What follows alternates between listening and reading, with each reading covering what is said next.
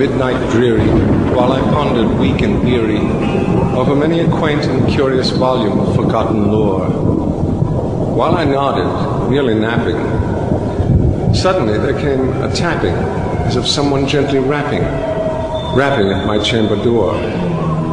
"'Tis some visitor," I muttered, tapping at my chamber door. Only this, and nothing more. How distinctly I remember it was in the bleak December, and each separate dying ember wrought its ghost upon the floor. Eagerly I wished the morrow. Vainly I had sought to borrow from my books surcease of sorrow, sorrow for the lost Lenore, for the rare and brilliant maiden whom the angels name Lenore, nameless here, forevermore. And the silken, sad, uncertain rustling of each purple curtain thrilled me, filled me with fantastic terrors never felt before, so that now, to still the beating of my heart, I stood repeating, "'Tis some visitor, entreating entrance at my chamber door, some late visitor, entreating entrance at my chamber door. This it is, and nothing more." Presently, my soul grew stronger. Hesitating then no longer, "Sir," said I, "or madam, truly your forgiveness I implore, but the fact is I was napping. And so gently you came rapping, and so faintly you came tapping at my chamber door, that I scarce was sure I heard you. Here, I opened wide the door. Darkness there. Nothing more. Deep into that darkness peering. Long I stood there wondering, fearing, doubting, dreaming dreams no mortal ever dared to dream before, but silence was unbroken. The stillness gave no token, and the only word there spoken was the whispered word, "Lenore." This I whispered, and an echo murmured back the word, "Lenore." Merely this, nothing more.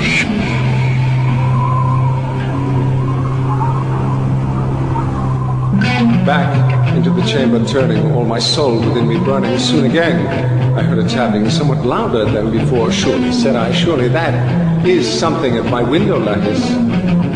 Let me see then what thereat is, and this mystery explore. Let my heart be still a moment, and this mystery explore. 'Tis the wind, and nothing more." Open here I flung the shutter, when, with many a flirt and flutter, in there stepped a stately raven of the saintly days of yore. Not the least obeisance made he, not a minute stopped or stayed he, but with mien of lord or lady, perched above my chamber door, perched upon a bust of Pallas, just above my chamber door, perched and sat, and nothing more. Then, this ebony bird beguiling my sad fancy into smiling, by the grave and stirred decorum of the countenance it wore.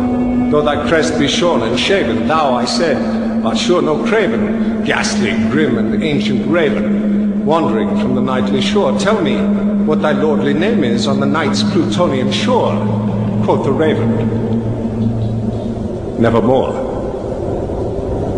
Much I marveled this ungainly fowl to hear discourse so plainly, though its answer little meaning, little relevancy bore, for we cannot help agreeing that no living human being ever yet was blessed with seeing bird above his chamber door, bird or beast, upon the sculptured bust, upon his chamber door, with such a name as Nevermore.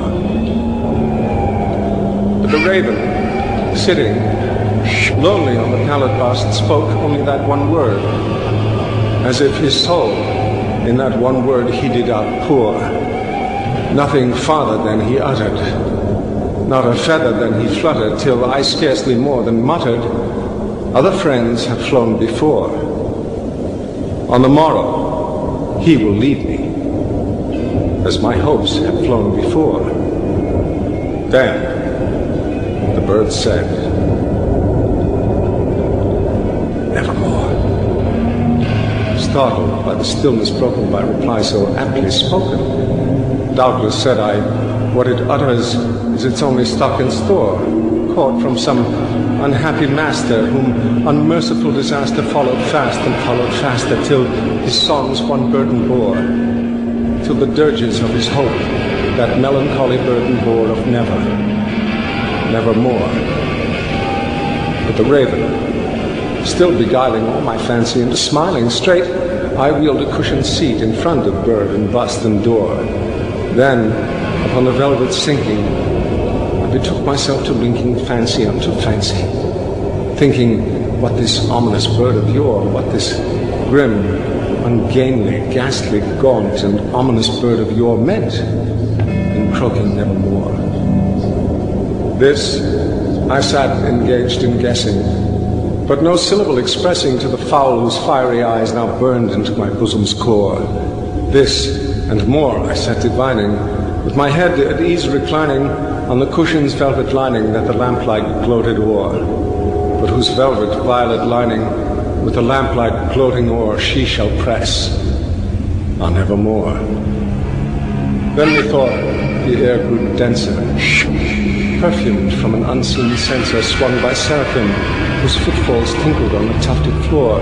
Wretch, I cried, thy God hath lent thee, by these angels he hath sent thee respite, and nepenthe from the memories of Lenore. Quaff this kind nepenthe, and forget this lost Lenore. Quoth the raven, nevermore.